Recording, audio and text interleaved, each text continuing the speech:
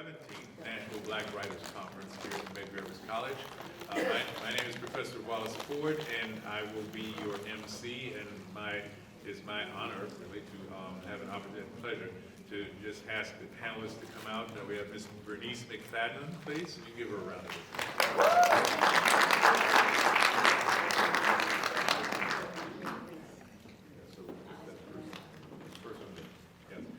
We have Mr. Peniel Joseph.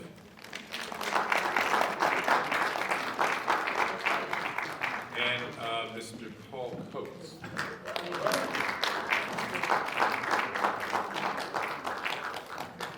And our moderator for this evening is Professor Gloria J. Brown Marshall.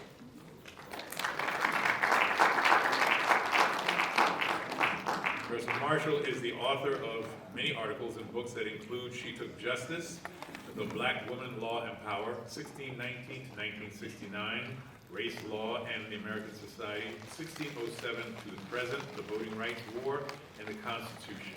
Major Cases in Conflict. She's also a playwright of 8 produced plays.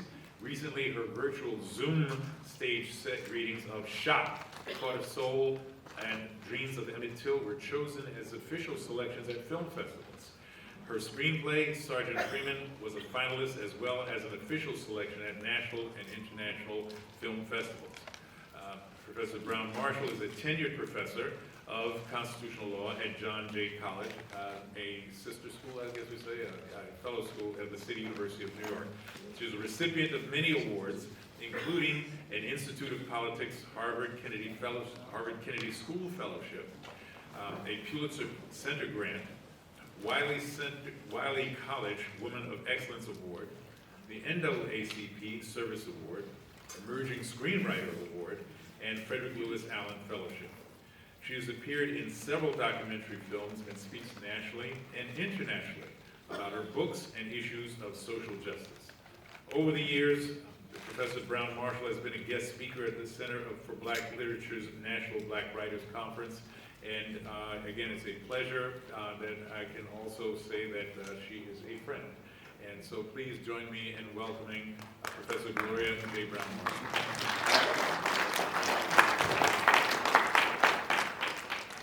Well, I'm excited, and good evening. Good evening. Thank you so much for being here for this powerful panel, powerful group of intellects here.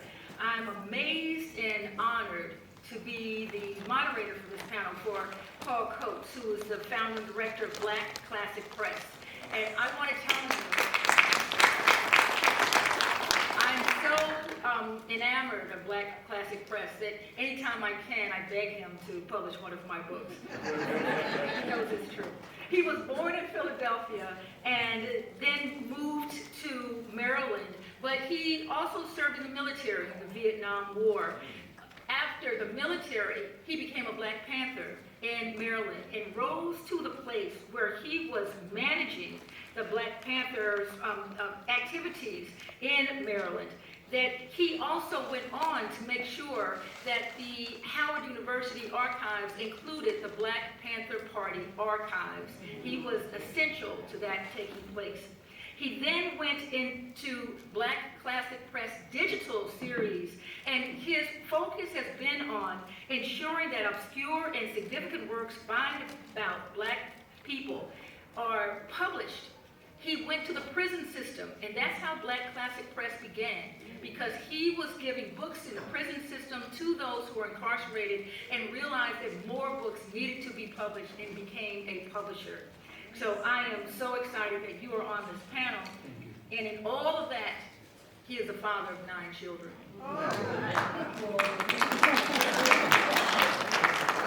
As you know, Percival Everett, due to a very instant illness, will not be with us this evening, but we have Peniel Joseph. And Peniel Joseph has a joint professorship at LBJ, Lyndon Baines Johnson School of Public Affairs, and the History Department at the University of Texas at Austin. He is the founding director of LBJ's Center for the Study of Race and Democracy. His career focus has been on Black Power studies, which encompasses interdisciplinary fields, Africana study, law and society, women and ethnic studies, and political science. He has been instrumental in helping us to better understand democracy through the lens of our history. His books include, this most recent one, The Third Reconstruction, America's Struggle for Racial Justice in the 21st Century. He's had award-winning books, Waiting Till the Midnight Hour, A Narrative History of Black Power in America, and Dark Days, Bright Nights, From Black Power to Barack Obama. He has written the definitive book on Stokely Carmichael, and yes, and he's also has, as part of his credit, editing the Black Power movement, rethinking the Civil Rights Black Power era, and Neighborhood Rebels, Black Power at the local levels. Thank you so much, Fennell. Fennell is someone I think that we need to understand who's come up here from Austin, Texas, just to be with you tonight. And Bernice McFadden. Bernice McFadden is the author of 10 critically acclaimed novels, including Praise Song for the Butterflies, which was long-listed for the 2019 Women's Prize in Fiction, Sugar, and Nowhere is a Place, The Warmest December, Gathering of Waters, which was a New York Times Editor's Choice, and one of the 100 notable books of 2012, Glorious, and the Book of Harlan, winner of the 2017 American Book Award and the NAACP Image Award for Outstanding Literary Work in Fiction. She is a 4-time Hurston Wright Legacy Award finalist, and as well as a recipient of 4 awards from BCALA, the Black Librarians. Bernice McFadden is also an essayist, short story writer, and has written 5 novels of humorous erotica.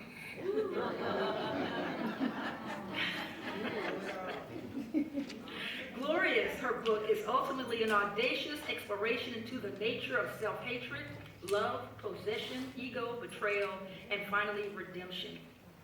And I hear that This Bitter Earth is being reissued. Thank you so much, Bernice McFadden.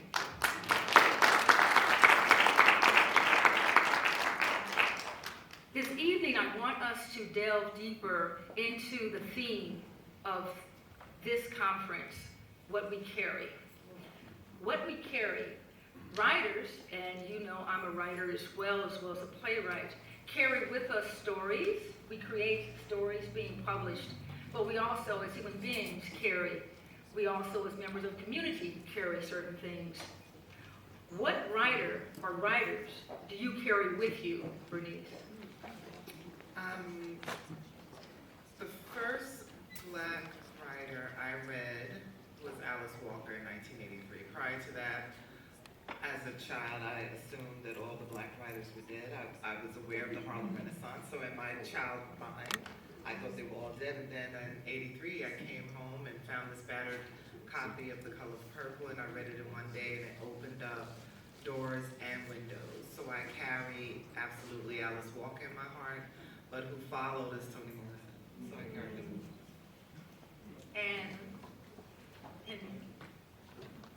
You know, I think the first writer, one of the first writers that really impacted me was reading C.L.R. James's The Black Jacobins. I think C.L.R. James, because of my mother in New York City, growing up in Queens, has always rested with me.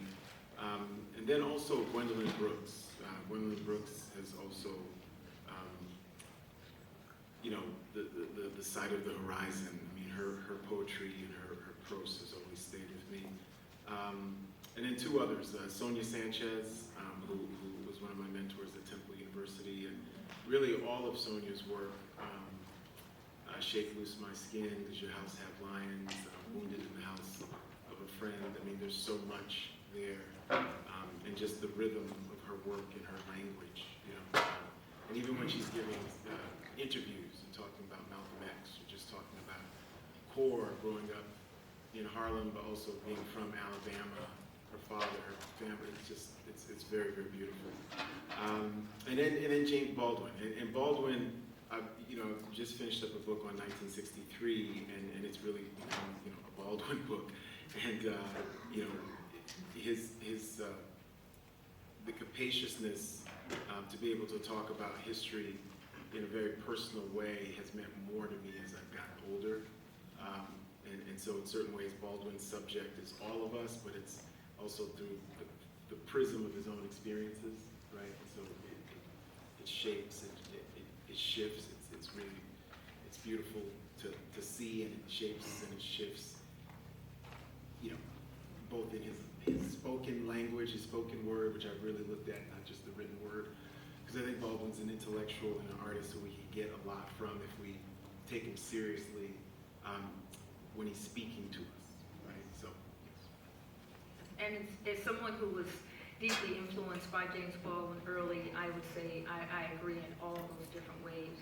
And Paul, you are a publisher, but you decided to focus your publishing initially on the obscure but significant writers. What from that have you carried? Yeah, and still it's there. It's the obscure and significant that really excites me, because it's those obscure and significant books that form the linkages with those that are better known. I'm always excited by obscure and significant books. So carrying with me, without question, Malcolm X is always with me, always with me, whether it's the autobiography of Malcolm X or other pieces. But Malcolm X probably shapes the context. He wasn't the first person I read, but he certainly is with me. Baldwin, Richard Wright probably more so than Baldwin. Richard Wright is at the birth of my consciousness and awareness of Black books, and it comes out of an incident that I won't go into here. But it's very interesting if you follow the work of Haki Madhubuti. Haki and I come to Baldwin in a similar way, and we both became publishers with Baldwin at the base.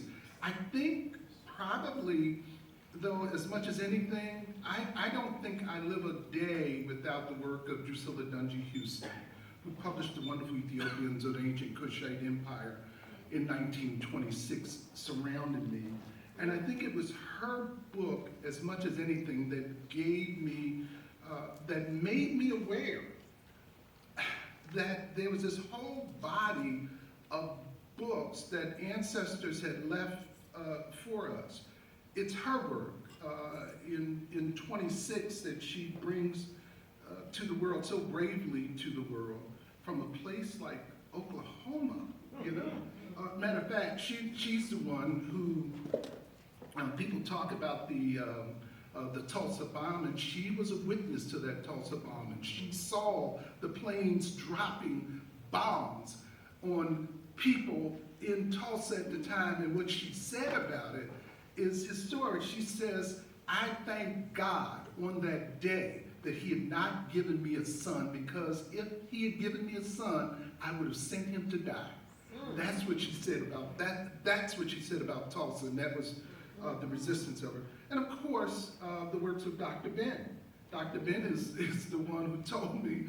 I said, Doc, how do you possibly have the perspective that you have? How do you shape history like you have? And there's a debate on Dr. Ben's history. That's not the point. Dr. Ben was very, very clear. He said, Brother Coates, if I told the story like they told the story, I would not be doing a service to my people. He made it very, very clear, and that is what shapes me every day, remembering him. Oh, let me just add one other person. There's one other person, just as profound, and that's Amy Jacques Garvey. And Amy Jacques Garvey shapes me and influences me because she's the one who recorded all of Marcus Garvey's stuff.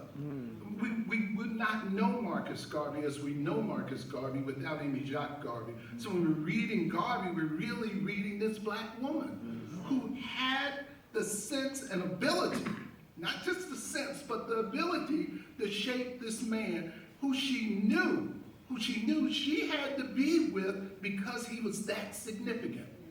She shaped her life around him because she knew he was that significant. And certainly she shapes me.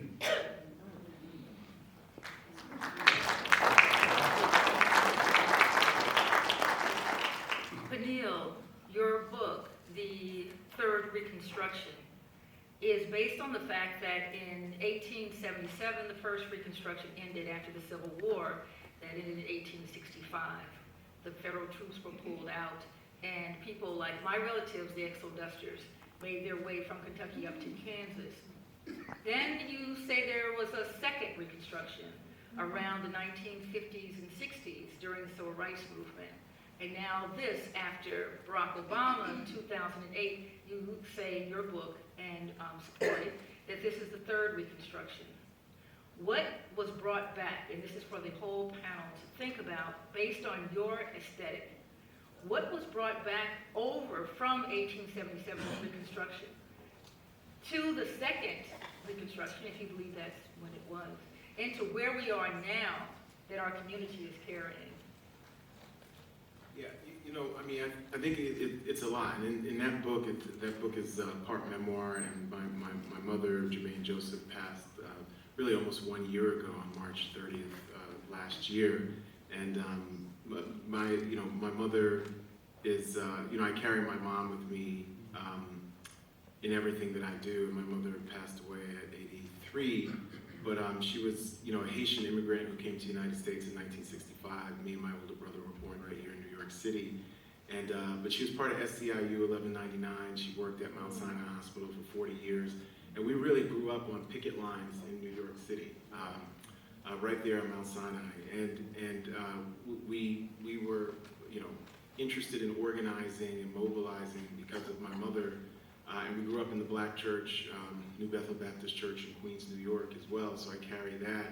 And so when I think about this idea of Reconstruction, and this goes to what Paul was saying about, how we tell our stories, I think, one, I actually push back against the conventional narrative in that book and look at Reconstruction as 1865 to 1896, or really 1898, the white Wilmington riot, because of so many black people, so many black women and men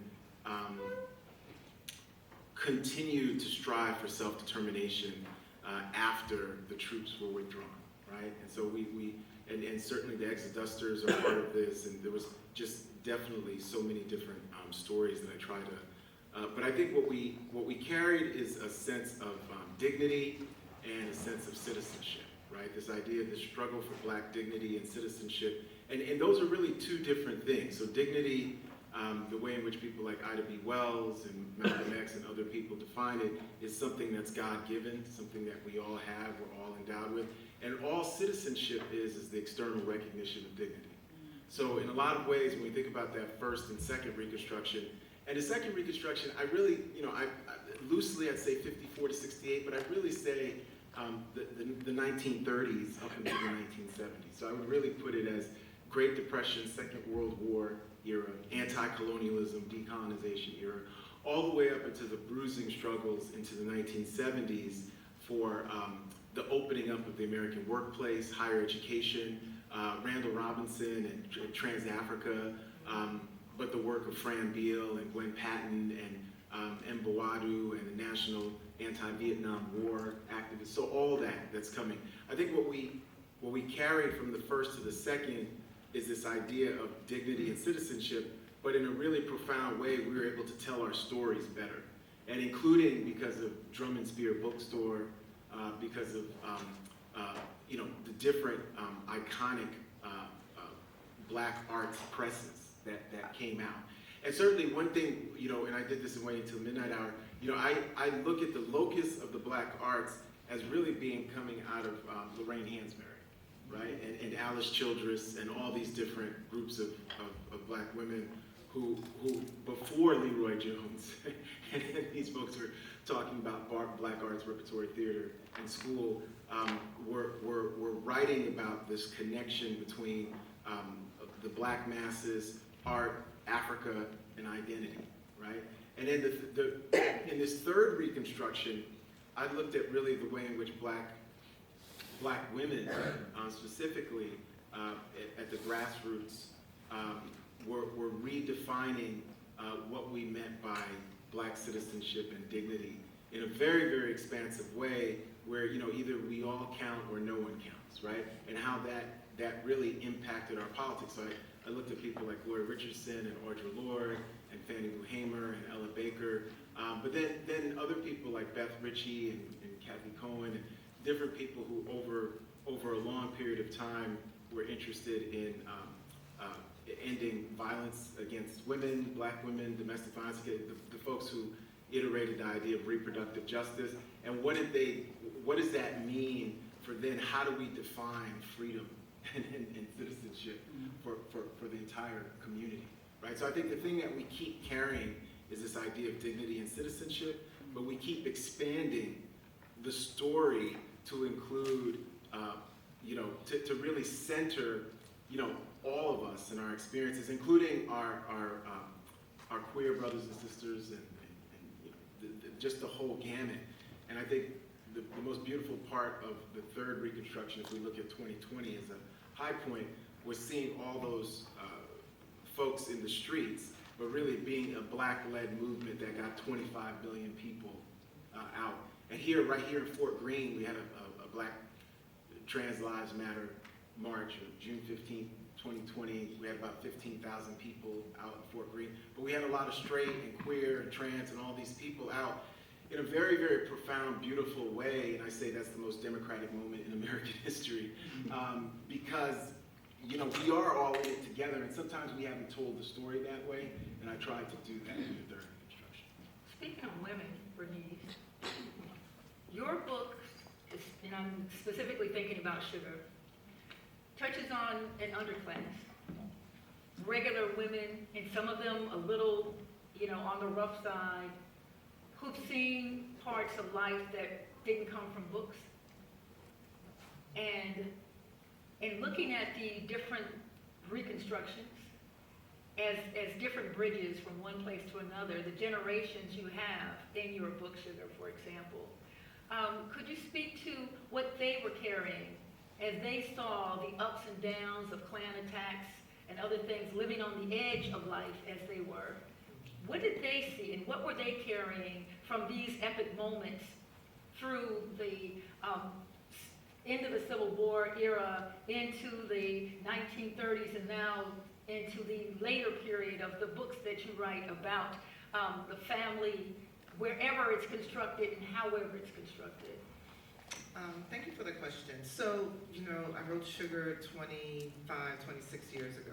And the entire time that I was working on that novel, I was thinking about my family. I was thinking about the women in my family. And Sugar actually came out of those thoughts and those desires to know them better, even the ones who raised me, because I was a child and obviously, I had to stay in a child's place. But at a very early age, I found myself really mesmerized with the storytelling that went on at the family gatherings. Many of the stories I probably wasn't supposed to be in the room to hear, but I made myself small and invisible so I could hear them. So I think for the most part, when I was writing Sugar and writing the characters that live and breathe in that particular text and all of the novels that I've written since then, I am in search of what I learned so many years back, that we individuals carry 12 generations of DNA in our body. And so I am trying to consistently connect with those family members whom I carry in my body. And so when I think about what I carry and what my community carries from before the shackles of slavery and into 2024, obviously, the hopes, dreams, and desires, right? We want to make our ancestors proud. That's what I strive to do.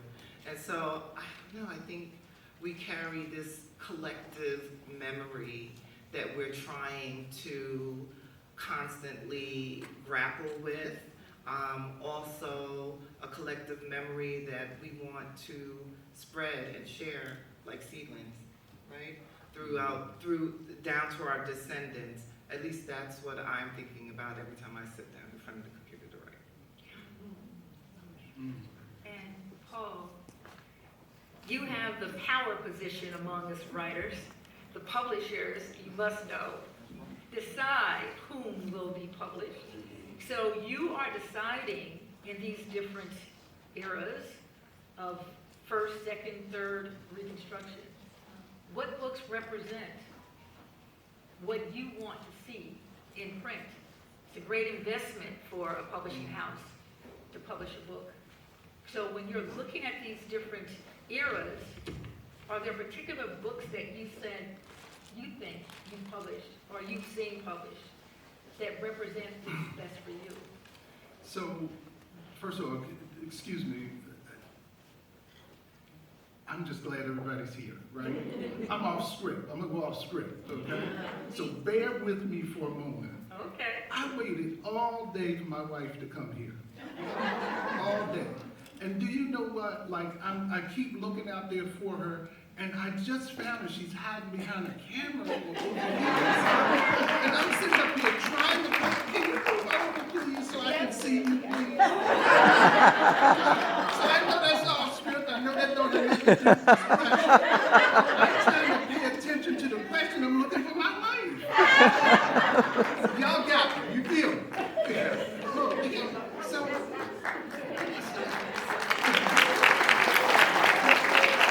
and I know that embarrasses them. No, because we know that all we carry love. That's right. Let's talk about it. Let's talk about it. So, look, Laura, I just want to say, I'll answer your question, but first of all, I love being in this space because you guys are taking your time to be here. So I love being in this space, but I also I would love to be in a conversation with Peniel, because the periods that he's covering, the periods he's talking about, are periods that are very exciting to me, and I think I would gain from that discussion. So at some point, Peniel, we'll have to work on this, have a discussion about these three Reconstruction periods as you do. Well, you know what? We're going to take a moment. You can have part of that Reconstruction talk right now. Here's what I'm going to ask you to do. When I tell you to stop, you're going to have to stop. Okay. And here is the thing. I'm gonna pass. Okay. I'm gonna pass. Y'all forgive me. I'm gonna pass, because really to get to what the periods that Peniel were talking about are so critical to our history. Mm-hmm. That activities, that activists, the resistance that we rose to face during those periods is so essential to understanding who we are as a people today. Yes. That really, I probably would have to let him talk for an hour or half an hour just to understand where he's coming from before I could respond. And that's the only reason why I'm going to pass on, but I do want to note the significance of the periods that he's covering. Here is, to go back over to what Gloria asked about books. See, one, I'm sitting here now because, not as a publisher, not really as a publisher, but as a representative of a group of people who resisted from these periods that Peniel is talking about. Publishing simply was a way of that resistance. It was a critical part of that resistance. So I don't have like the luxury of saying, commercially thinking what books I would have out. I have the imperative of understanding what's out there and what's critical that I can get out that will strengthen the next generation or inform the next generation. It's like a different approach. I've got some leeway in it. So that if I've been exploring books, which I have been for many, many years now, if I've been exploring books and I've been exploring the stuff that really is obscure, I do get to say what part of it I'm going to work with right now. Like one of the very first books we did was a book called Survey Graphic, which precedes the New Negro, the publication of the New Negro. That book covers art, it covers poetry, it covers history, it covers a little bit of everything, just like the New Negro does, but it's critical because it was out before the New Negro. It preceded the New Negro. That was easy to do. At this stage where I am, y'all know what I'm dealing with? I'm dealing with black cookbooks, okay? And I'm dealing with, there is a body of these books that need to be preserved, need to be better known, and need to be republished so that we all have access to that part of our history and that part of our culture, which also in many ways grew out of our resistance. It grew out of our resistance and our determination to make a way out of no way. You see, so there are different ways to access it, and I do have I have the responsibility of deciding where I can have impact. What is it that I can leave?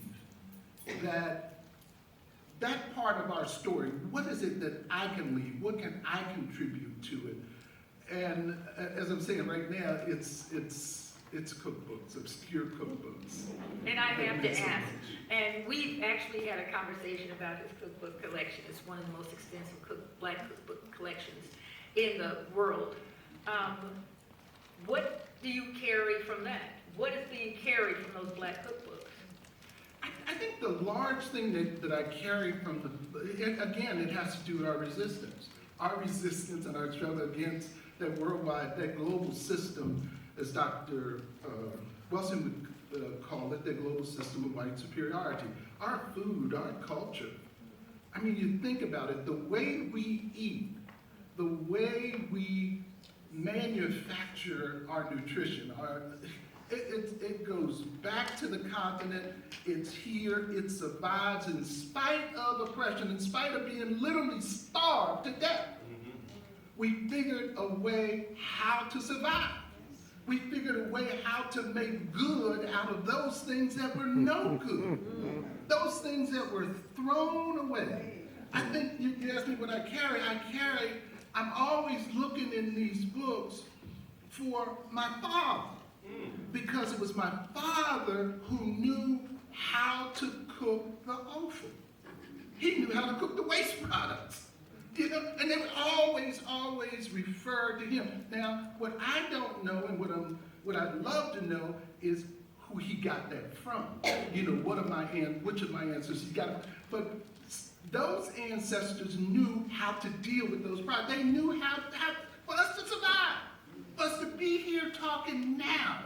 They knew how to take those products, make them, not only could we eat them, but they would be so damn good that mice would come down and try to get some of that stuff. You know what I'm saying? And then, look, our whole, yes, what I carry, this is what I carry.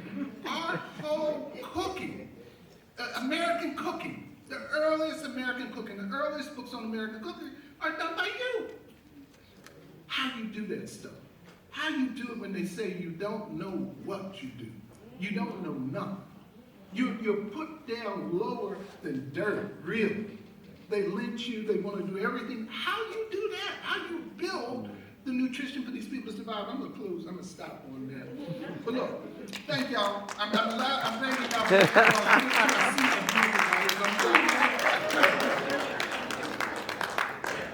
No, that's it. I feel like we need to pass the plate. But there's someone at this table you may not recognize. Her name is Jennifer Holliday. It's the pseudonym for Bernice. Oh, I was like, Jennifer Holiday? Geneva Holiday. Geneva Holiday. Geneva Holiday is the pseudonym for Bernice McFadden. And my question, and I have two of them, I don't know if she was created for any number of reasons, but I'd like to know first why she was created, and second, what does Geneva carry? Geneva was created out of necessity. It took me 10 years to sell my first novel, Sugar. And this is in the 90s when, I don't know if they've changed the name of this genre, but chick lit was very popular.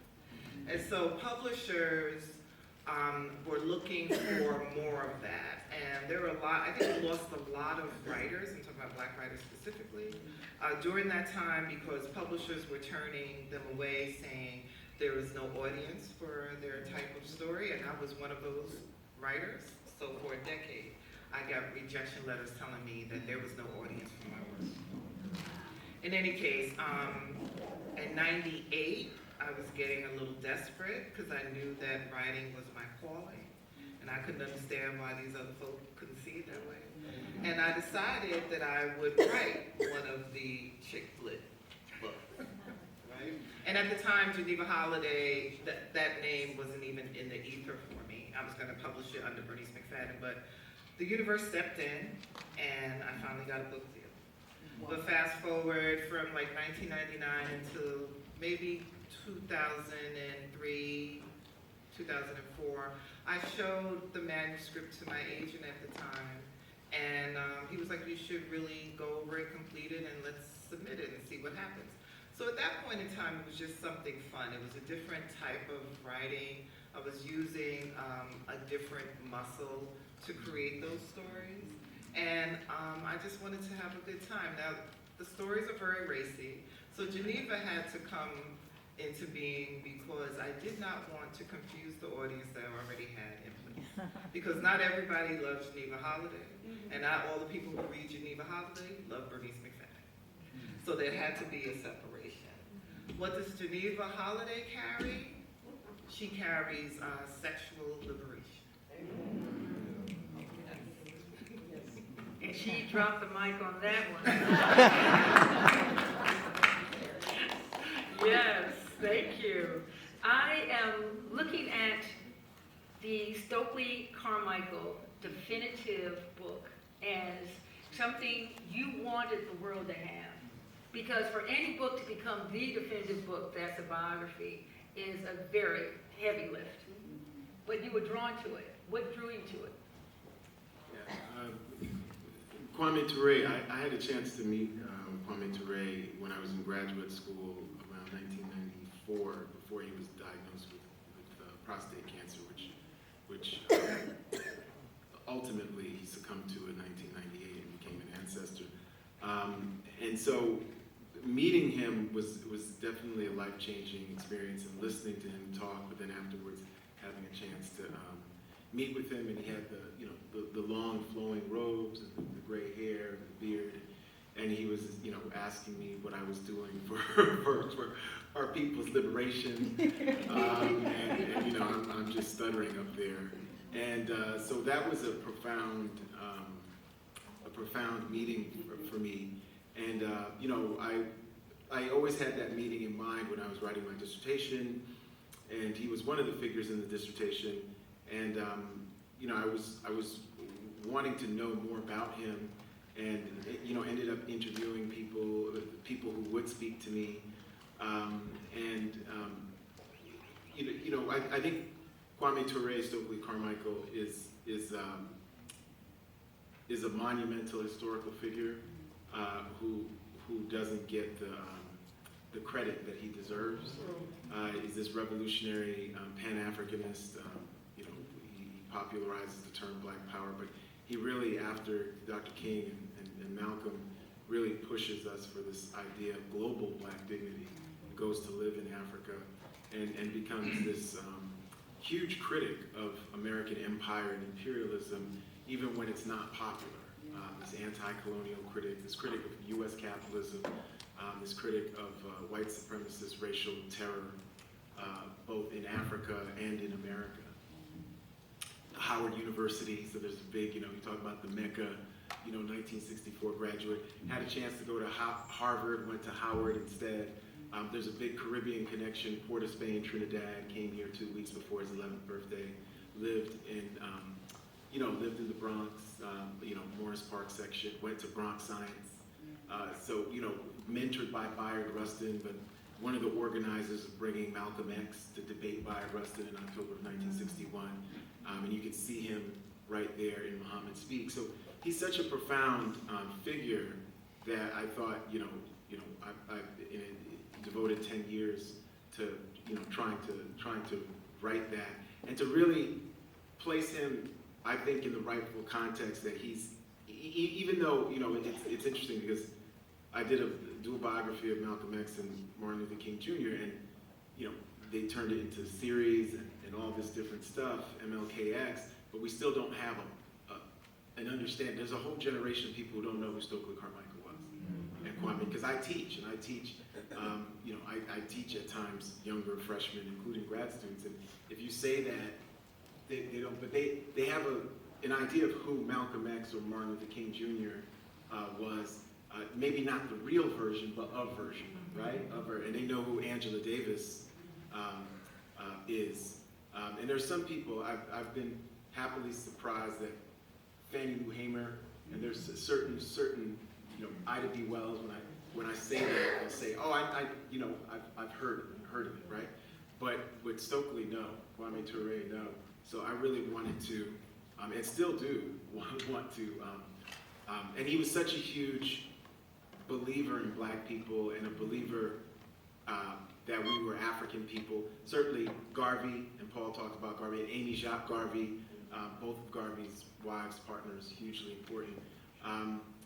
But Malcolm turned us from Negro into black people, and Malcolm called us African people as well. But Kwame Ture, Stokely Carmichael really understood. And the phrase Black Power. What do you want your work to carry to these readers? So, starting with Bernice in our last moment, before we open the floor for questions, what do you want your work to carry to the reader? What do you want the reader to carry from your books after they've read them? When I pick a topic, or when the topic or subject picks me, it's because it's something that I was previously unaware of. With the Book of Harlan, I had no idea that black people had been imprisoned in the death camps in Germany, and I was like, how come I don't know that? And I polled people in my community, and no one knew that.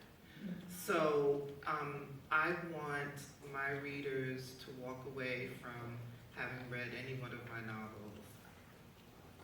I want them to learn something.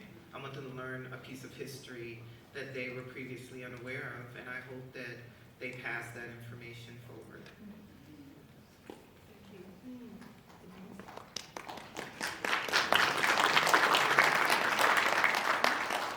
Yeah, I think the older you get, and I've been doing this for a while now, and you're thinking more personally than thinking of legacy in that way.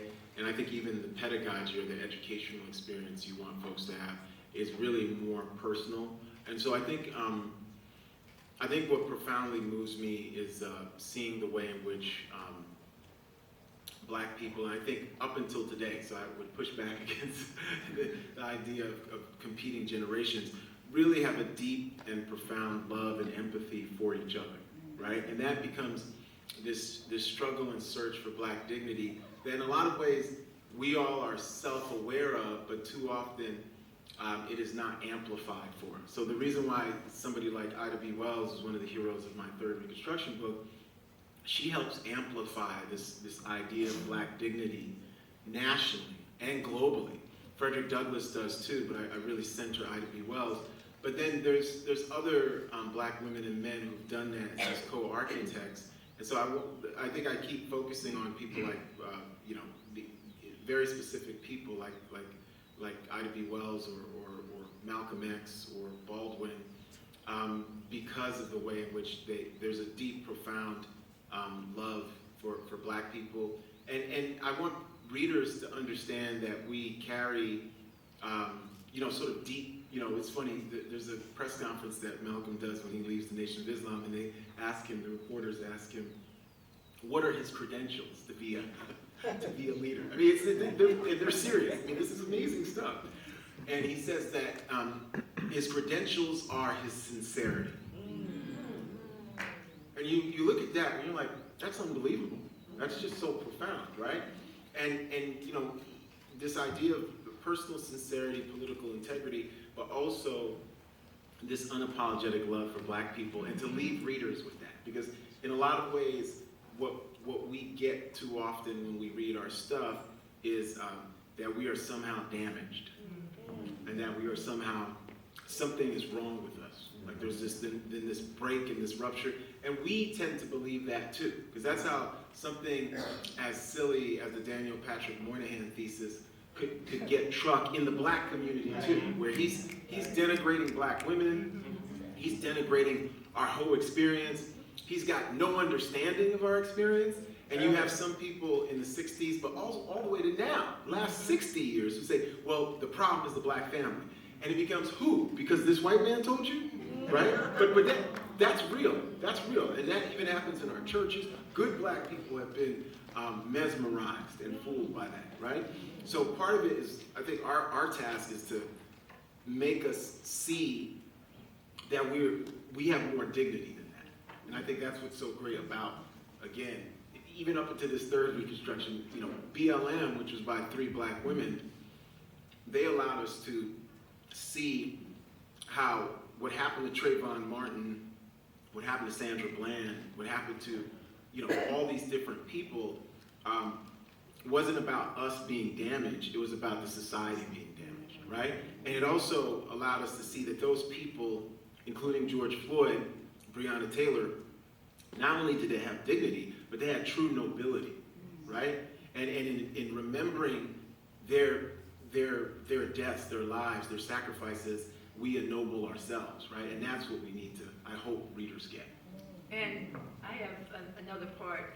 One of the things that I like to say at these events is that I like being African American. I enjoy being a woman. And I think maybe if we talked more about the joy in our experience, even though I'm not oblivious at all to the pain of it, it might help our younger people also enjoy and like going back to Kwame Ture and the whole sense of Black power and the empowerment from within going out. And that takes us to for me, to the Black Panthers. You chose the Black Panthers as a place to put your skill and time. Then you chose the Black Panther Party, Paul Coates, as a needed part of history to be archived within Howard University. That is amazing, and we thank you. We thank you for the service of Black Classic Press, but thank you so much for having that insight. What is it that you want the reader, the researchers, the writers to carry when they go into that Black Panther Party archive? What do you want them to carry out of it? What do you want them to know? What motivated you and made you give your time and attention, because it took years to create that archive? So look, Or be a part of it. Look, I spent the time shaping my answer to what you asked. I know. I'm going to give you a moment, because I'm going to give you a twist on this. Because I think if we don't have that much time, I know. I saw you watching. So it's going to be a mashup. Okay. That's fair. So the real deal, the first part of that question, and I'm glad because I'm not a writer as such. My writing, Marita was up here talking about you're supposed to be blood on the pages. Every time I cut myself on the pages, I said, no more. I do Roberto Duran, no mas. So I'm glad I'm not a writer. I can't answer as the writers answer. Here is, though, the thing that I realized in coming out of the Black Panther Party. In coming out of the Black Panther Party, one of the things I left with is we talk too much, okay? We talk too much, and what we really, this is not a critique on the Panther Party, because I think the rhetoric of the Black Panther Party is really one of the most powerful things in our history, okay? the rhetoric of the Black Panther Party magnified that movement 1,000 times larger than what it was, and it still carries itself. So I'm not critiquing that rhetoric. I'm critiquing the fact that, as far as I can tell, with activists, we talk too much and we do too little. So what, and this was the shape of Black Classic Press. You won't find anything, especially in the early days, to talk about what Black Classic Press is, and probably what I say now will probably be some of the most extensive thing. Here's what happens. What I want and what I believe that some astute researcher will find is that everything that we've published, yes, while it's been obscure, it reflects the resistance that I've been talking about. It reflects it reflects resistance, and particularly African American existence, because that's what I know. I would love to do what I do on a global stage, because just as we have African American resistance, we have global resistance to white superiority. Yes, it's just that I am in fact constrained by the lack of language and my cultural ability to go across spaces. This is one of the reasons I'm off now, but this is one of the reasons that I appreciate, Peniel mentioned drum and spear earlier, and my mind immediately went to Présence Africaine.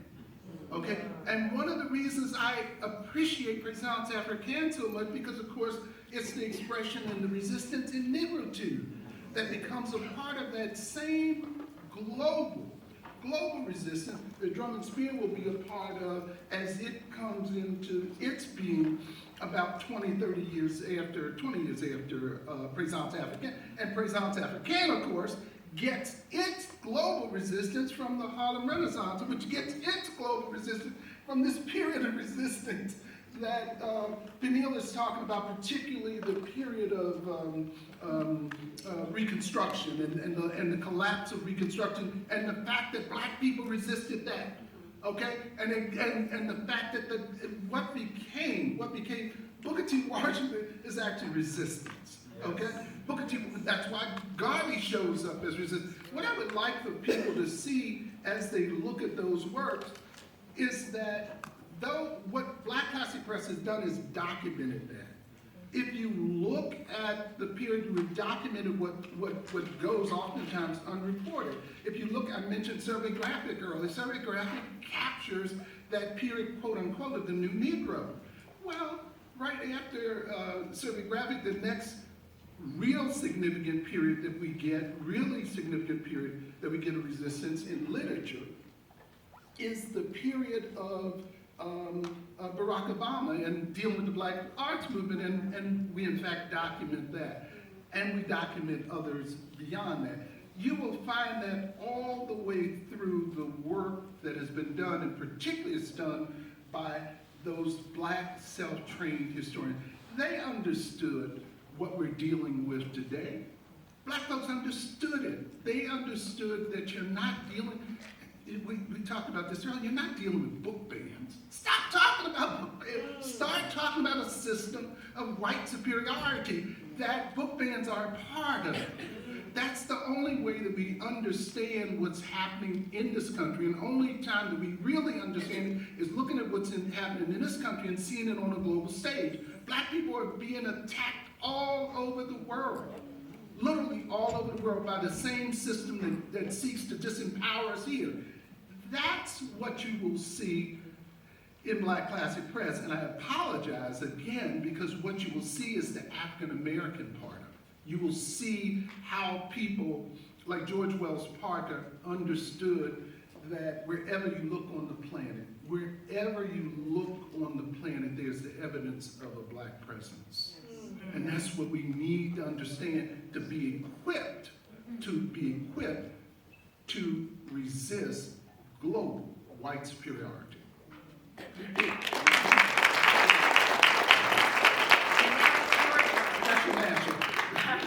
Now it's your turn to ask those questions you want. If you want to line up at these microphones on either side to ask your questions, that would be great. And if you would just give your name first and then ask the question. while you're coming up, and just know that I have a few more questions as well, but I'll do that in between. No, you go ahead, sir. Yes, please. Thank you. I'm Frederick Newsom from West Virginia, but more recently from New York. Thank you, everyone. In January 1979, Kwame Ture spoke at Brooklyn College, Brother Joseph. I was there. I taped the whole tape. If you don't have it, I'll be glad to make it available to you. I have a question. I know the answer, but I want to make certain you know the answer. I haven't read your work. I know about your work with Malcolm X, with Kwame Ture. But I found out tonight that you're an authority on Malcolm X and Martin Luther King also. In a public forum, Malcolm X, and I was present, was asked what he thought about the Martin Luther King's winning the Nobel Prize. Do you know that? Yeah. Oh, okay, so good. So you want to tell the audience or you want me? Well, I mean, he says that he would never accept the Peace Prize in a time of war. No, that's not what I remember that he said. He said that if he, and I heard this with my own ears, Yeah. saw it with my own eyes, if he were the general of an army, he would not accept the prize for peace until after the war was over. And I think he said that a number, he said he was asked that question in London, he was asked that question throughout. In fact, they overlap in London on December 6th, 1964. So there are times he says, I concede what you just said, but there are times he tells reporters what I said as well. So he's saying it multiple times. But I appreciate that detail. Thank you. Thank you. Yes, sir. Hello, good evening. My name is Phil Branch. First of all, thank you for this wonderful discussion.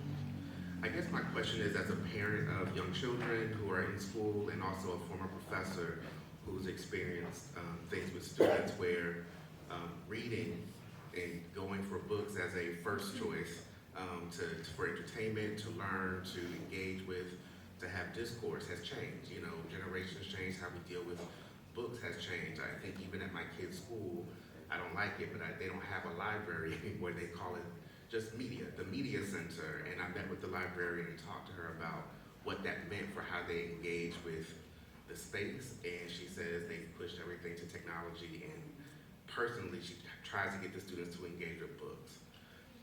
What I think about as I sit here tonight, as I go to conferences and panels and workshops and sit in small clusters, salons, how do we, to use sort of what we're talking about tonight, carry this kind of wisdom, this information, this art to a generation that may be not going to the places where that knowledge is in the ways that we did in our time? Like, you know, I think, how do we build that bridge so that what we're talking about today, those books, those obscure things, that literature, reaches a generation that isn't reaching for that as a first, you know, sort of matter of first course. So that is it. So how do we build that bridge so that this doesn't get lost? You know, the previous panel was about letter writing, and that was a really important question about how the digital divide is going to impact how we lose history when we don't have letters we can go get out of grandma's closet anymore, and everything is on a hard drive. There's loss, and we have to think about how do we not lose that. Similarly, how do we not lose this? Like, how do we close this gap possibly? Do you have any ideas? Have you thought about it? I think about that a lot, and I think that everything, like everything else, everything begins at home, right? So if I'm reading, my child is reading, right? I'm not on the computer, I'm reading, so that's just a habit, and that's what I did with my daughter. It's a habit that she picked up, so it's up to us at home. We can't, in my opinion, we can't depend on outside influences to guide our children in the direction that we want them to go. We have to do that. I would just like to add this point. I coined the phrase weekend warriors. where whatever you are doing during the week, where you get paid by outside influences, you could use on the weekends to strengthen your own communities. So you don't shut off literacy for young people. We don't have to have an official license.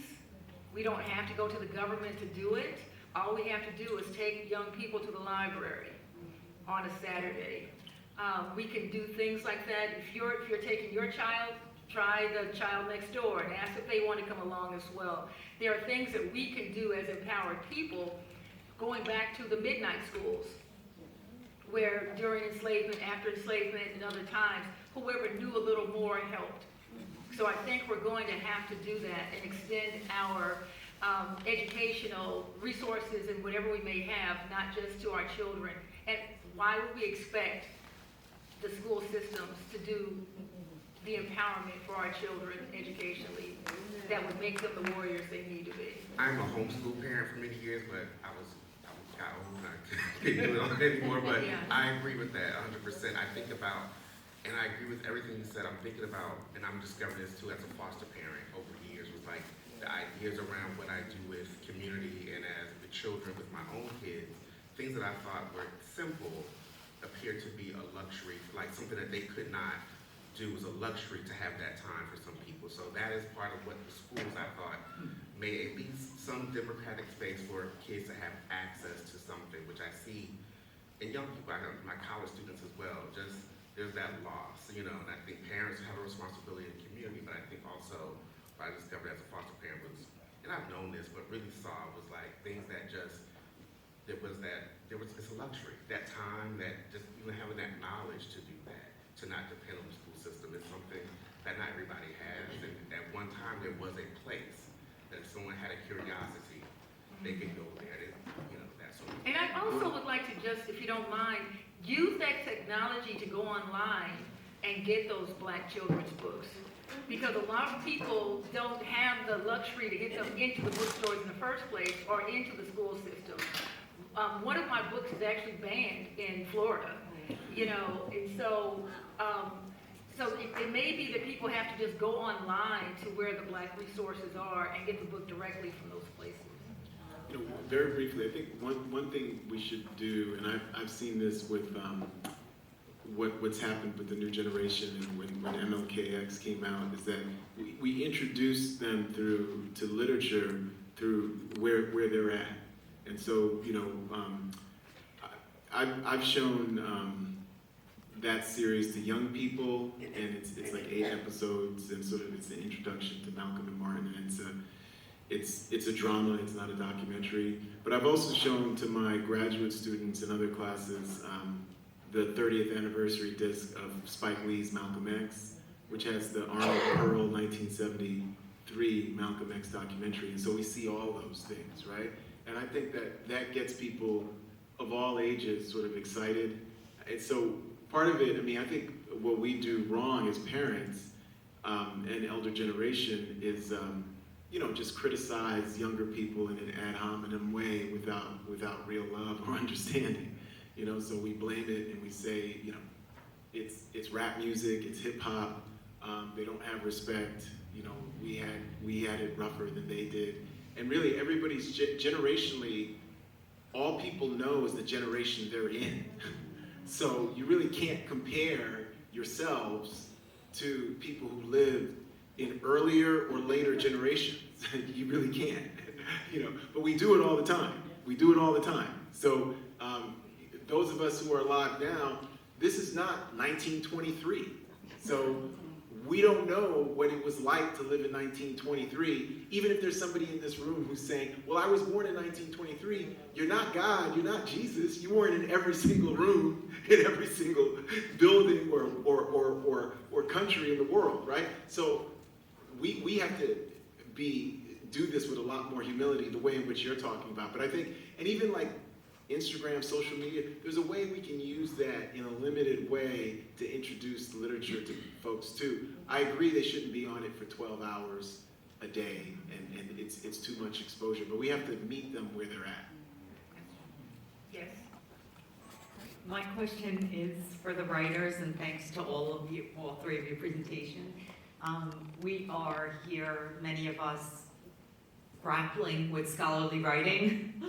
And so I wanted to ask about your process and how you move from the research. How do you get out of the weeds with the research and then, move to these stories, putting together these stories, and many stories that you put to your process. I'm interested in learning a little about your process. That's always an interesting question for me. It just, and I probably shouldn't even answer it, right? But it's something that just comes so natural to me, has always. It's a gift of mine. So those struggles, and I hear about those struggles all the time, it's foreign to me. It's like breathing to me, right? Now, and I don't write scholarly work, so that would be. Well, I just finished the Book of Harlan, and I mean, that's a lot of historical research. So the research, it's a pleasure, right? It's something that I really thoroughly enjoy. I like going down rabbit holes, and I like reimagining history.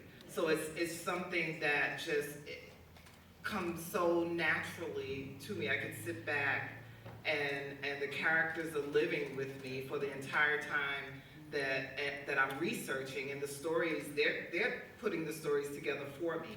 And honestly, all I have to do is sit down and put it down on the page. Wow. Yeah. Well, yeah, I'll say I've struggled.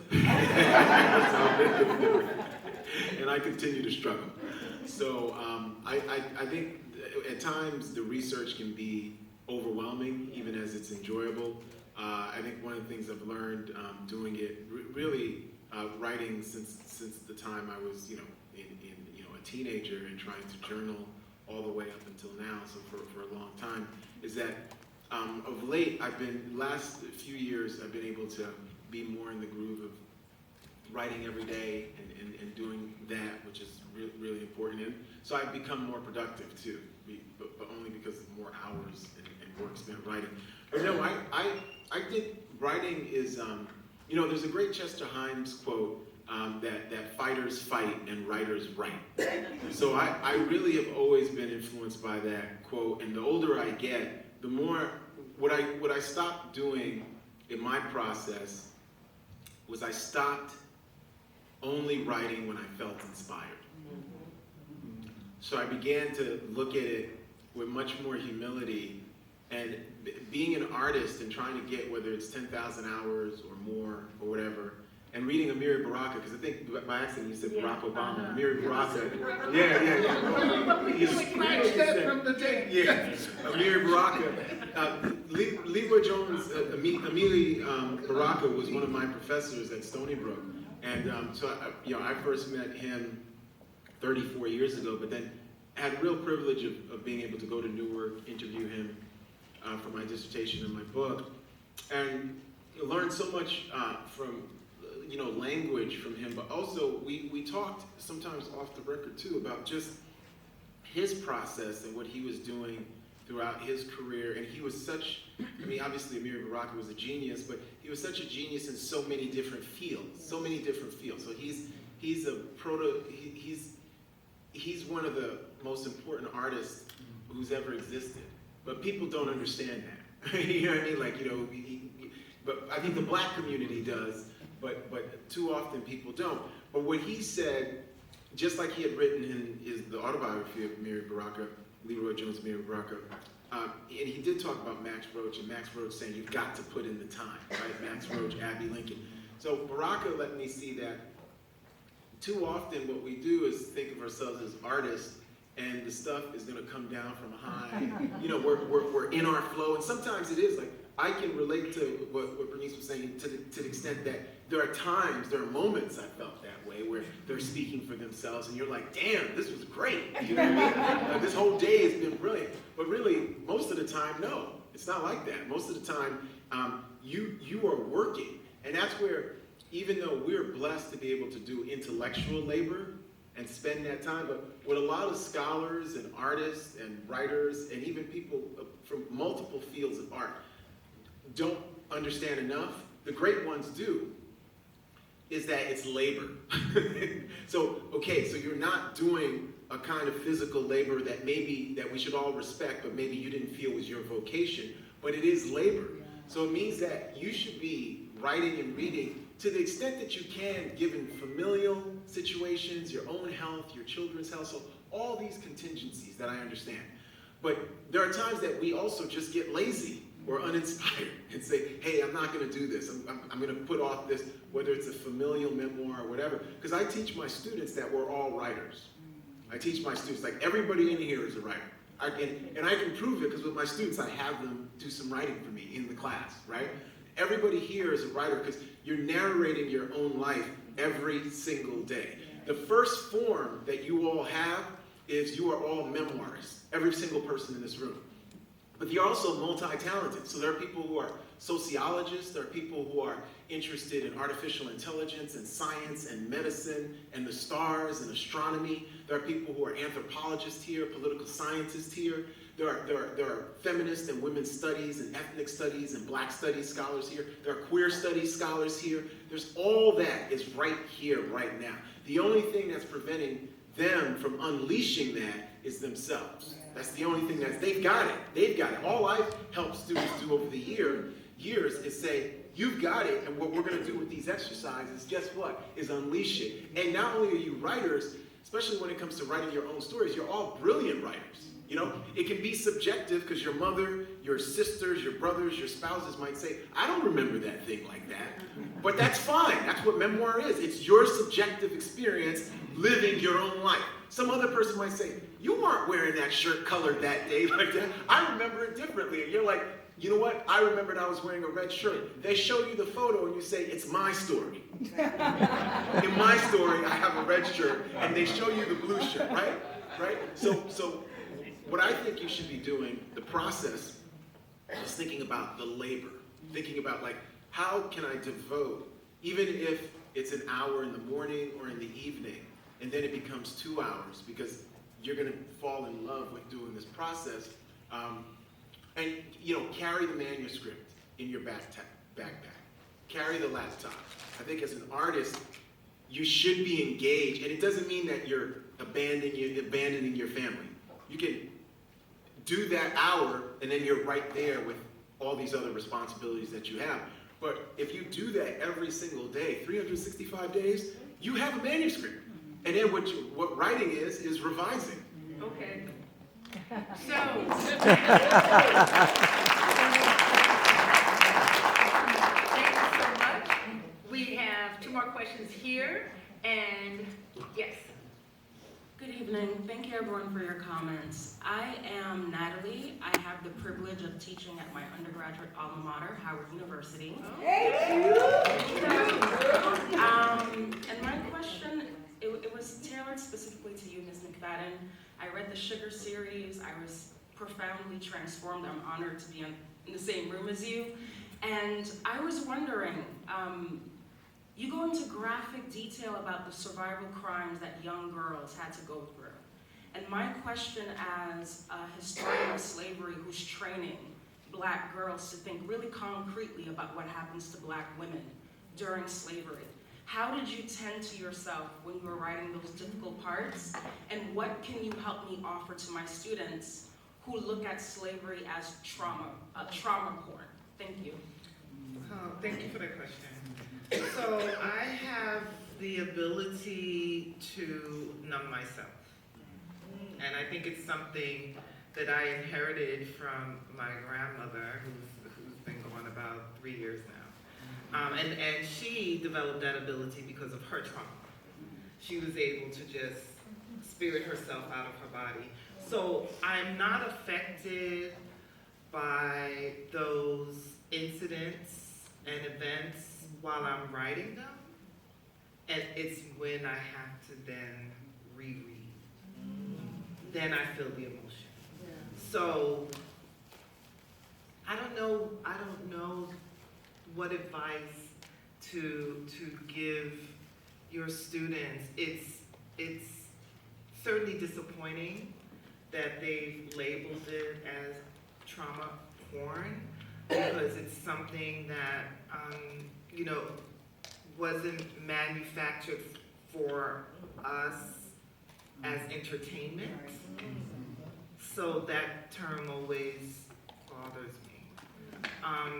I think young people have a really difficult time, not all of them obviously, a difficult time reading about those people, those formerly enslaved or those enslaved people, and seeing them as real living beings. And I think one of the ways in which they are unable to see them that way is because so many of us continue to refer to them as slaves. So I would say enslaved humans. Enslaved humans. But I even hear people in our own community, the slaves this, the slaves that. Well, you've totally stripped them of their humanity. That word is banned in my class. Oh, good. Absolutely. Good, yeah. So, I hope I helped a little bit. Thank you so much. You know, I just wanted to, if you don't mind, add 2 quick points. I am finishing a book, going back to the other question, and the book that I'm finishing, I am so tired of. I hope my editor and others aren't in the room. But the manuscript is due next week.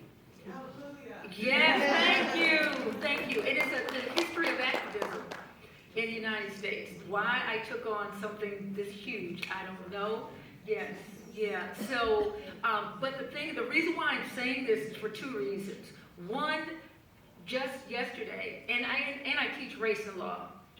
So, and have researched it and done many things around this issue of race and law. I tell my research assistants who work with me, if it starts to get too much, and even my students who are reading it, go walk around the block. Do something life-affirming. Go listen to children play in the park. Listen to birds. Do something, watch something stupid on television. Lift yourself out of it. And if you feel yourself sinking, then you're going to have to step away for a while and let me know. Because I can compartmentalize with the best of them. And I've been doing this kind of work for decades. Not 4 decades, but 4 F-O-R decades. And the reason why I think it's important for us to do the work is because we're not the people who were harmed. And that's the other thing we need to tell the young people and other people who are researching this. If you're feeling a certain kind of way, you can imagine the people who actually went through the experience. So we need to kind of separate ourselves from this and understand the courage as well. This is the second part I tell them. Gain from the courage the people who survived this, the people who were married to the folks for whom this was their experience. For those of us who came out of it, and as was pointed out, decided to create lives. And not, of course there are people who were broken, but there are many, many, many more who created lives out of it. So you're going to have to get the heroic experience and the courage from the regular person who survived all these things and moved on for us to be here in the first place. Because we are miniature miracles. Yes. We are miracles. The fact that we are even here means that people did things well beyond anything a human being was expected to do for generation after generation. So if we could just have those researchers not so much put themselves in those people's shoes, because we were saying they cannot do that, but to appreciate these people as human beings having gone through that experience and what they can now tell us having gone through that experience that will help carry their stories and their courage to future generations. Because they didn't do it for that book they're writing. You know, they didn't know they were going to write this book about them. They were trying to survive. So if they're carrying somebody else's story, they need to understand the responsibility of carrying that story. And it's beyond their personal sense. But if they are thinking, step back, do something life-affirming. And remember, they're able to do this, and those people they're studying were not able to do it. Wow. Thank you so much. Oh, sorry. Yes, Hotep Peace, Black Power. My name is Dashan Farad. I'm a journalist and a writer, and just like Dr. Coates and Dr. Joseph, I also covered the Black Power Civil Rights era. My question is this: how would you respond right now? Of course, we know about Governor DeSantis and many conservatives attempting to wipe out our history, but there seems to be an attempt to wipe out the militant side or the militant narrative of our struggle in America from the part of white liberals, as quiet as it is kept. How would you two brothers respond to that? As Cornel West would say, the sanitizing of many of our prolific figures, specifically those who are considered to be militant, Garvey, Malcolm, Carmichael, etc. If I can And start. yourself too, Mr. Yeah, Coates, if by the way. if I can start it, see, I don't agree with that premise at all. I don't agree with that premise at all. And I don't think you can understand what's in front of you unless you see it as a total assault. I don't think they're concerned with who is radical and who is not radical. Many of the people who are being attacked as radical are not radicals. You know, much of the history is not attacked as radical history. It's attacked because it's a counter-narrative. And the fact that it's a counter-narrative, it's always going to be a counter-narrative because, as Neil was just saying, that's our story. It's not their story. It's not their story. And unless you want to tell history as they want to tell history, it will never be acceptable. Unless you want to tell the story of your resistance as they want to tell the story, it's never going to be acceptable. So I think we do ourselves a disservice if we don't see this as a total. You know, look, it's not coincidental at all, again, that we're attacked all over the world. It's not coincidental that wherever you see black people who are resisting, they're resisting the same thing you're resisting. And it has nothing to do with what's radical and what ain't. I think about George Jackson. George Jackson used to say, it's not popular to be black, period. Period. It didn't matter whether you're radical, it doesn't matter whether you're not. It has nothing to do with that at all. I think we have to understand that we're under assault, period. And we're under assault by people who want to basically and fundamentally enslave black people. And enslave anything that is outside of the narrow scope of their definition of what should be. And what should be is them being in charge. And I think that's what we're confronting. We're confronting, Francis Wilson is the clearest person, we're confronting a system of global white supremacy. And it attacks us all. It attacks whether you're talking about gays, whether you're talking about trans, whether you're talking about anything. It all fits in that same model that they're going to attack it. Now, I don't know whether we can get unity within that at all, but I know black people have to see it in a unified way. And a unified system, it's not one thing, it's not book banning, it's not the vote. It has nothing to do with that, it's all of that. And until we see it, we're never going to call it. I've listened to people talk all day long. They refuse to say white supremacy. Because white supremacy seems like you're going off. It seems like you're talking about the Klan riding down the road with crosses and stuff, and that's not what white supremacy is. You know, I agree with that. What I would say is that in terms of our heroes, whether it's Angela Davis or Ida B. Wells or Malcolm and Martin, Stokely, Kwame Ture, I think when you tell the story of them, you're going to tell the story of anti-imperialism. You're going to tell the story of the critiques of capitalism. You're going to tell the stories of the revolutionary internationalism, the radical human rights movement. You're going to tell that whole story, including in terms of what's happening all over the world with different wars, whether you're talking about October 7th or what's going on in the Congo. Malcolm talked about both Palestine, but also the Congo. Because sometimes we get caught up and we will say we're concerned about one thing, but then we leave Africa behind. And Malcolm never left Africa behind. You look at, I'm writing a book on Malcolm right now, like if you look at 64, he's constantly talking about the Congo crisis to the extent that people start to delete that from his speeches. So Socialist Workers' Party did us a real service by maintaining aspects of Malcolm's legacy, but then a disservice by excising aspects where he's talking about the Congo crisis and white supremacy in Africa, right? He's saying that's the key, right?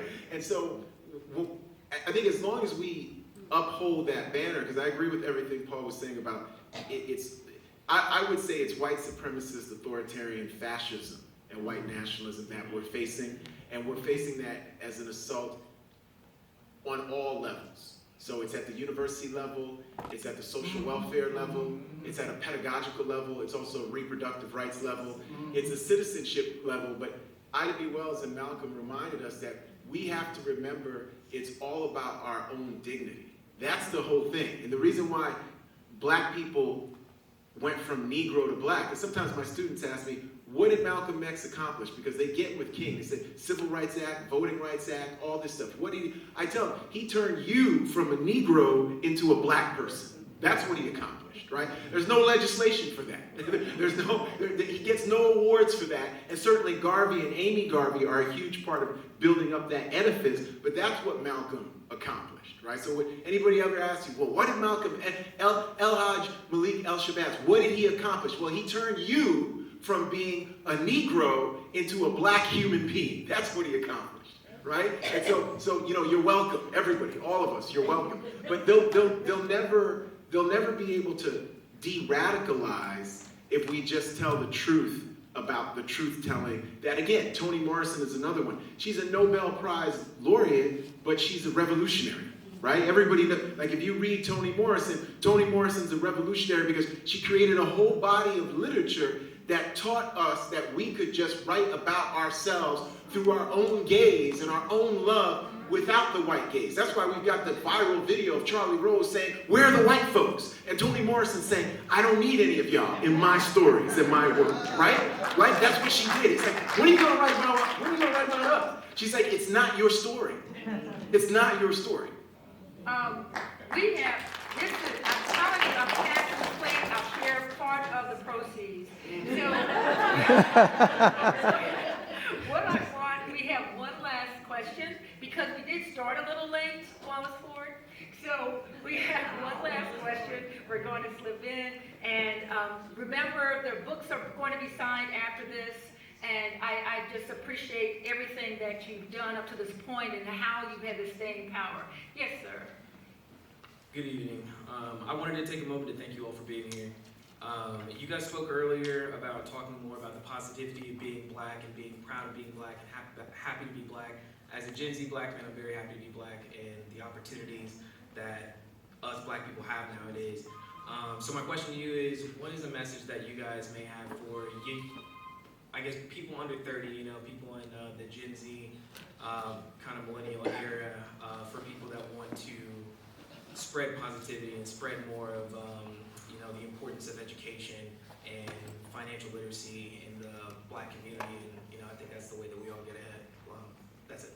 Thanks. Okay, we're going to do this quickly, and we'll start with Bernice McFadden. I tell my students all the time to really sit down and have conversations with their elders, like open and honest conversations. And I think that helps to bridge the gap between the generations, because hopefully you all will be our age at some point in time, and you want that same sort of respect and love and celebration. Okay, Henry? I would say it's this idea of dignity and sort of sharing our stories. I think the big battle that is underway now for all of our generations, but the younger generation at times doesn't get it.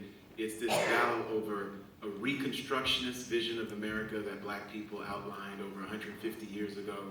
Abolition democracy, multiracial democracy, equal rights for all of us, citizenship and dignity versus a redemptionist vision of America, which is a white supremacist, settler colonial, imperial, fascist tradition that was invented here in the United States under a rubric called the Confederate States of America. That's what that was. And so what we're locked in is this struggle, right? We're locked in this struggle that has gone on since then. And some of our people get it, including some of the people that Paul was talking about, with people like Dudley Randall and Broadside Press, and then Haki Madhubuti, but the folks who are doing Kitchen Table Press, and so many different folks have gotten that we're in that war. And so the publishing, Dr. Green and this conference, John Oliver Killens, the publishing, we're creating narratives and creating realities by doing it. So I'll end by saying West African traditions and really African oral traditions are key here. They understood much better than Western civilization that oral histories are more important than written histories. And I'll say this again, tens of millions of white folks believe that lie.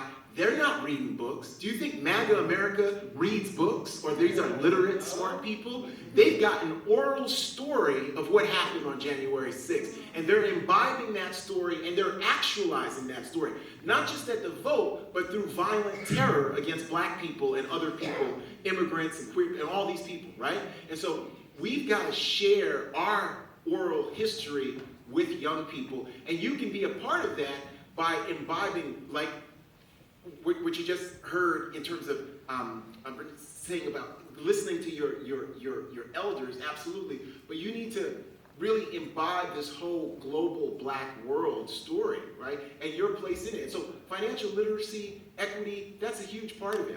I think we need to build black wealth. Gloria and I were talking about this. I think those who have black wealth have a massive responsibility that they have not fulfilled in giving back to the community with that wealth, right? But I think we need to bring that, absolutely, yes. But you have to do it within the context of dignity that at times is going to make maybe some of the wealthy people you're trying to get networked with feel uncomfortable. Right? The reason why we don't have 12% black wealth, which is our demographics here, and 12% private equity, and 12% venture capital, and 12% hedge fund, and 12% on the SEC and financial, is because of what Paul was saying, global white supremacy. There's a reason. It's not that we didn't want to be rich and we had the Black Wall Street, and we're constantly being burnt out, even in 2024. It's not just 1921. They're preventing us from having wealth right here, right now. It's not that we're not qualified. It's like, oh, I can't find the black economist. I can't find somebody who as 1/10 as smart as Gloria to be on your board of Xerox and all that stuff. She's right here. She's right here, right? This is a system. So just because there are outliers, Barack Obama, Michelle Obama, good people, but they're outliers. There were people in the 1860s who could have been president, everybody. I want you to know that. Black women and men who were qualified to be president, and they couldn't be because of this system that we have, this ruthless system that we have. So you got to share all of that, and yes, the joy of us cooking and finding a way out of no way, our athletic prowess, yes, our own individual dignity and love, right? All those sides of ourselves, but you've got to share that story. And when you think about that wealth equity, we've only, at our best, wanted wealth to transform communities on behalf of other people. So even for us, historically, our vision of capitalism has been, at our best, in service of a larger calling, and not just saying, give me the money. I don't really have a lot to add to that, because I think, in between those two answers, it sums it up. What I would always say, like when we ask questions about what we should do, how we should carry ourselves, like our responsibility is to be what we want others to be. If we want young people to be whatever, we have to be that example to them. We have to leave that as a legacy for them so that they remember us in that light and so that they can imitate it. We have to be the examples. And that's really all I have. I want to add this one part for younger people, and I teach a lot of young people and have for many years. What's happened, I think, with a lot of young people is like you have a lot of white friends or non-black friends. Here's what also happens. Just because your friends like you doesn't mean they like us. Yeah. And that is a missing part here. So when we're talking about race, you're thinking about, well, Tom was my friend. And I've had young people say this. Do you really think they feel that way? Tom likes me. Tom can like you. Tom might not like me. And Tom not like anybody else in this room. You've already passed the Tom test. So what's happened so often is that what's been discounted is our history based on waiting until your or somebody else's of a young group's personal experience that apartment not getting theirs, that job promotion not coming, being called the N-word somewhere, then all of a sudden that history we've been trying to teach and write about is true. But that's what, 10, 15 years down the line?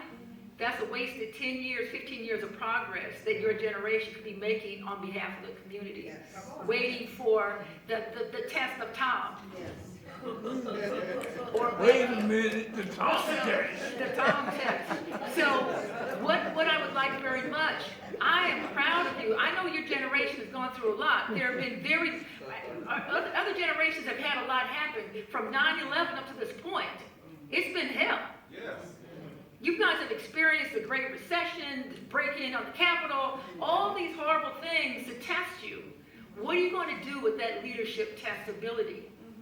What is that ability going to give you as far as where you're going to go? And are you going to go going back to what's been said already on behalf of the community, or to carry it forward? What of us are you going to carry? Good question. Thank you very much.